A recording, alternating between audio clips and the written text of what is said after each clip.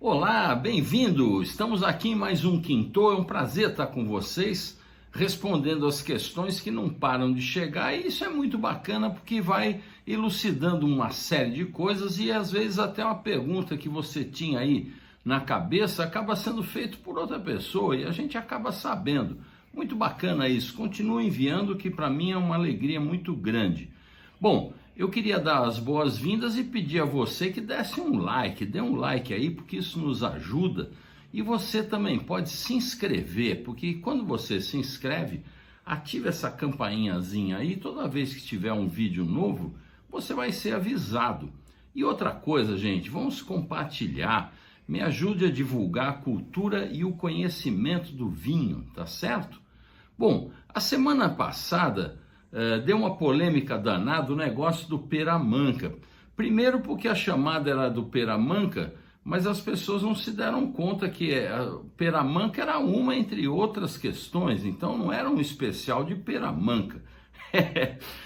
Houve essa coisa. E depois várias pessoas escreveram, o Gilberto, o Norberto, o Luiz Cláudio, várias pessoas reclamando porque eu disse que o pera-manca era produzido na Quinta São José de Peramanca, quando na verdade o vinho que é produzido lá é o pera-grave.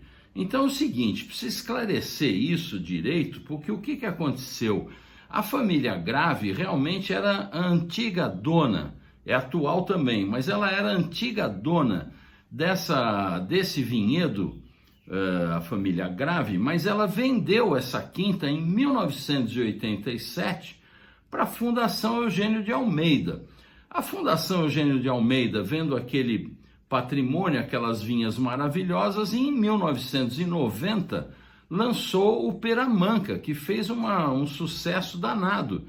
E, portanto, o pera-manca foi produzido lá de 1990 até 2003, quando a família Grave voltou a comprar, ela recomprou a sua propriedade e então quis fazer um vinho. Só que o nome pera-manca continuou sendo da Fundação Eugênio de Almeida e a família Grave lançou o pera-grave. Enfim, o nome não era deles, pera-manca, então eles lançaram um pera-grave. O pera vem de pedra, é uma corruptela do nome de pera-manca, porque aquela região realmente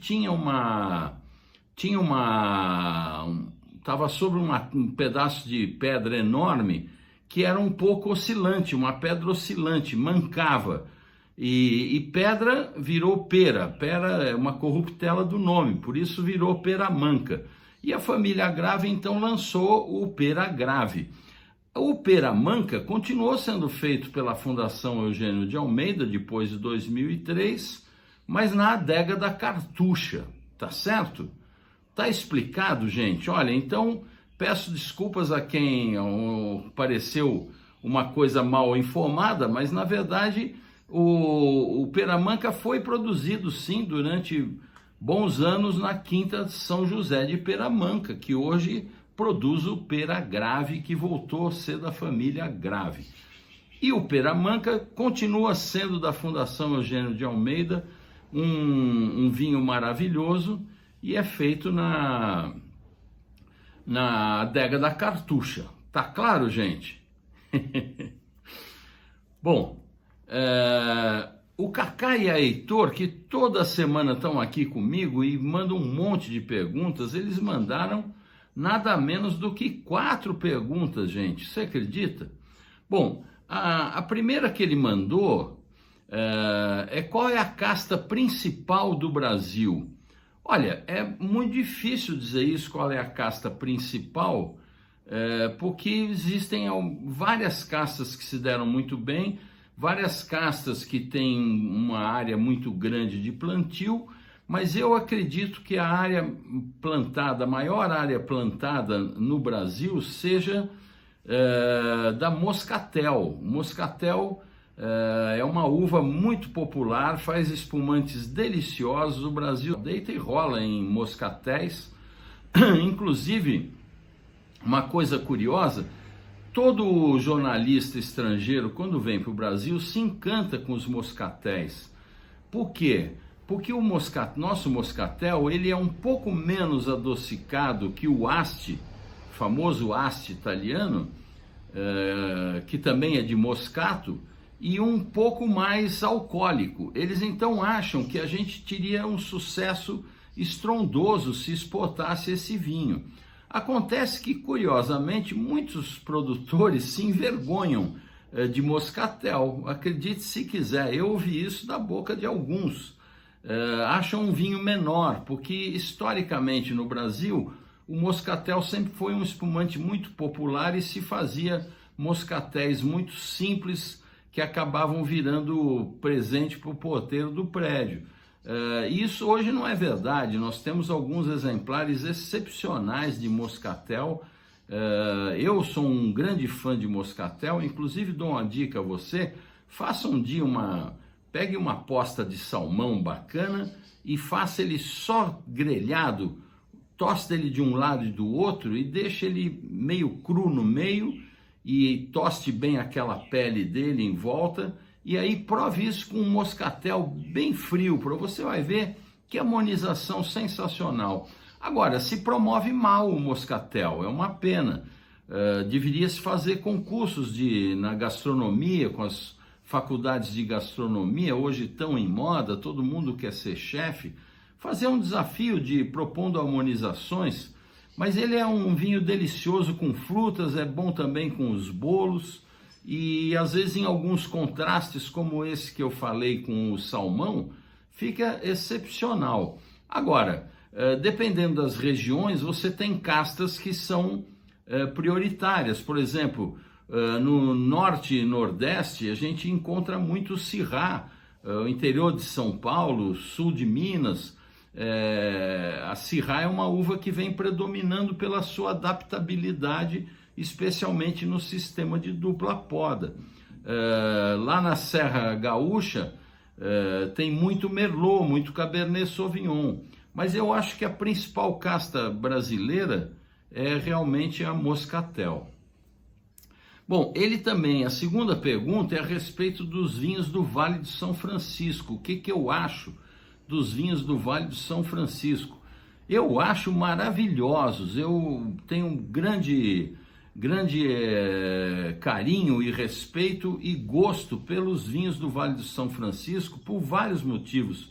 Primeiro que é um paralelo improvável, surgiu quando lá é paralelo 8, e quando surgiram esses vinhos de lá, muitos anos atrás, hoje se fala lá do Rio Sol, da Miolo e tal, lá no Nordeste, mas o vinho começou lá muito antes, lá na década de 80, se não me engano, e tem produtores muito antigos lá, então sempre se fez vinho muito bom lá. Hoje a Syrah é uma das uvas, como eu falei, que predomina bastante lá, com coisas maravilhosas, e eu provei também, que eu gosto muito, Touriga Nacional, do Paralelo 8 Reserva, lá da Dão Sul, do pessoal da Dão Sul, que é da Vini Brasil, chama-se, que é um vinho espetacular, é um vinho de muita classe, e eu acho vinhos fantásticos. E os espumantes, eles têm espumantes deliciosos lá. A outra pergunta, ele queria saber minha opinião sobre Barolos. Bom, Barolo, o Cacá e Heitor, Barolo, quem me acompanha sabe que eu sou um barolista, confesso, adoro Barolo, já falei disso aqui algumas vezes, porque o Barolo tem um tipo de evolução diferente de outros vinhos. Se você servir 4 taças da garrafa do Barolo e tomar cada uma num intervalo de meia hora, você vai tomar 4 vinhos distintos. E existe uma explicação científica sobre isso. Aliás, uma vez eu fiz uma entrevista com o enólogo Edgar Escorteganha, que é lá da Luiz Argenta, que é um professor, um cara bárbaro que estudou na Itália e conhece muito de vinho, de uvas e gosta também de Barolo. Eu fiz uma pergunta para ele a respeito disso e ele me deu uma explicação bárbara. Eu vou resgatar esse vídeo e colocar aqui para vocês verem.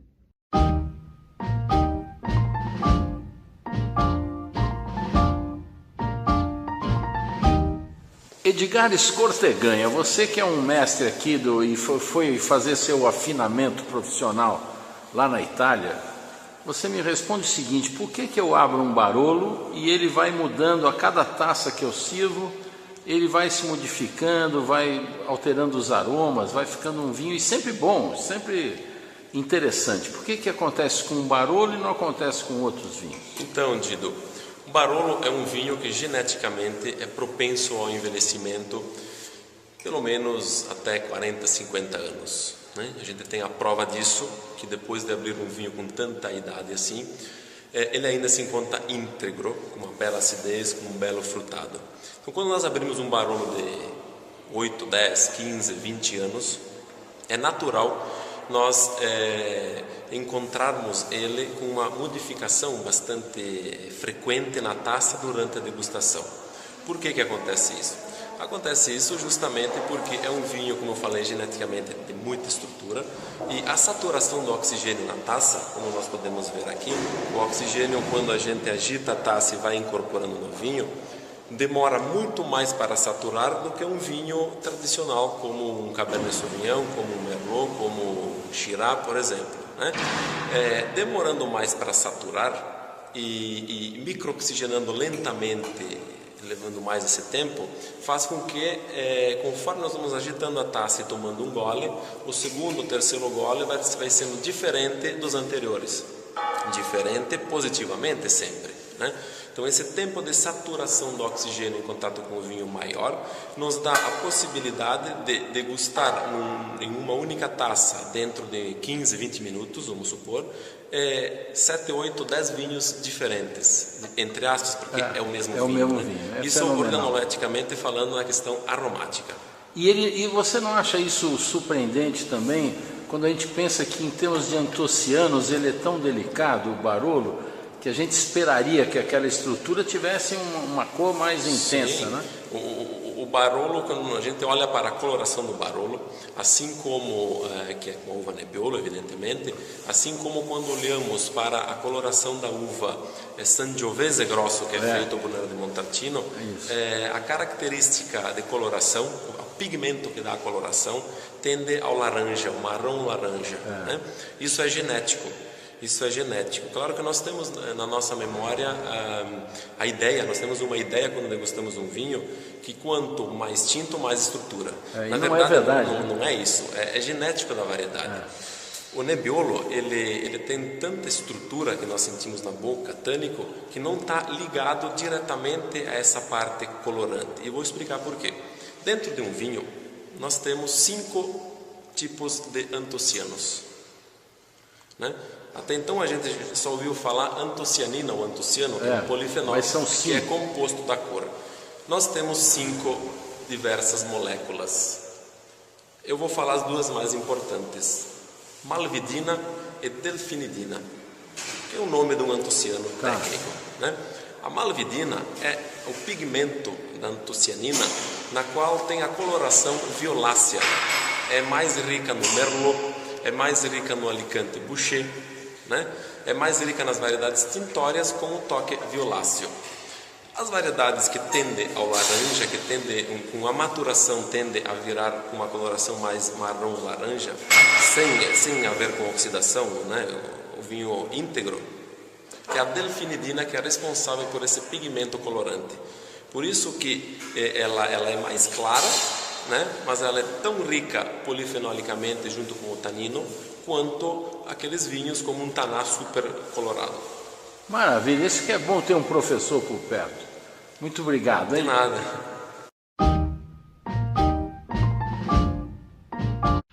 Bom, não é legal isso, gente? Saber uma coisa dessa? Então fica aí, experimente você seu Barolo e faça esse teste. Bom, a outra pergunta que o Cacá e a Heitor fizeram é a respeito de quantos vinhos há no Brasil.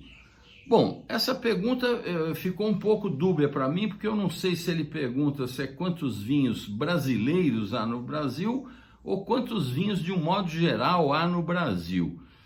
De um modo geral, o Brasil é privilegiado com oferta de vinhos, e há uns 5 anos atrás nós fizemos um levantamento na Confraria dos Sommeliers, passava dos 30 mil rótulos à venda em lugares como São Paulo, por exemplo, que a oferta é muito grande, é o principal mercado consumidor de vinho do Brasil, e encontrava-se mais de 30 mil rótulos entre nacionais e importados. Eu não sei esse número hoje não foi atualizado, eu não sei em quanto está. É difícil fazer isso porque muitos rótulos deixam de ser produzidos, surgem rótulos novos, mas esse é um número que o mercado considera por volta de 30 mil rótulos em oferta. Veja que coisa fenomenal. Com relação a vinhos brasileiros, o que eu sei é que existem 1.100 vinícolas no Brasil. Pouca gente imagina que a gente tenha tanta vinícola. Acontece que a grande maioria delas são vinícolas artesanais, pequenas, e para vocês terem uma ideia, dessas 1.100 vinícolas, 5% delas representam 90% do mercado do vinho. Veja a concentração como é enorme nesse país, onde 5% das vinícolas vendem 90% do vinho. Não é à toa que as entidades estão todas na mão desses grandes produtores, não é verdade? Bom, os pequenos que se unam e assumam as suas associações, cuidem do que é seu, não é verdade? Bom, o Rommel me pergunta, o Rommel também mandou 2 perguntas aqui que eu estou colocando hoje para vocês. Ele pergunta se há Petit Syrah no Brasil, que é a uva Durif. A uva Durif é um cruzamento da Syrah com a Peloursin, e ela é originária do Vale do Rhône. E eu fui até me consultar com meu amigo e consultor pessoal, Dom Herês, que é o professor José Luiz Jorge Pagliari, grande amigo meu, estudioso, e ele me contou que no passado tinha da Forestier, e realmente eu me lembrei, existia mesmo, a Forestier tinha um Petit Syrah. Mas ele falou que a Botticelli, nós falamos do Vale do São Francisco agora há pouco, Botticelli é um dos antigos do Vale do São Francisco. Mas curiosamente eu não achei, é estranho, fui pesquisar o Botticelli e não achei a Petit Syrah. De qualquer forma, vale fazer uma pesquisa mais aprofundada, tá certo, Rommel? A segunda pergunta do Rommel é a respeito de regiões. Ele queria que eu falasse um pouco sobre as regiões pouco conhecidas do Brasil. Eu falei ainda outro dia, o Brasil hoje, todo estado tem alguém produzindo vinho, é uma coisa impressionante, e especialmente esse conceito de dupla poda, que você leva a produção do vinho, você sai da época de chuvas e de calor extremo com chuva, que é péssimo para o vinho, e vai para a época de inverno, onde você tem amplitudes térmicas maiores e não corre o risco de chuva. Você tem, então, em todo lugar você tem hoje produção de vinho.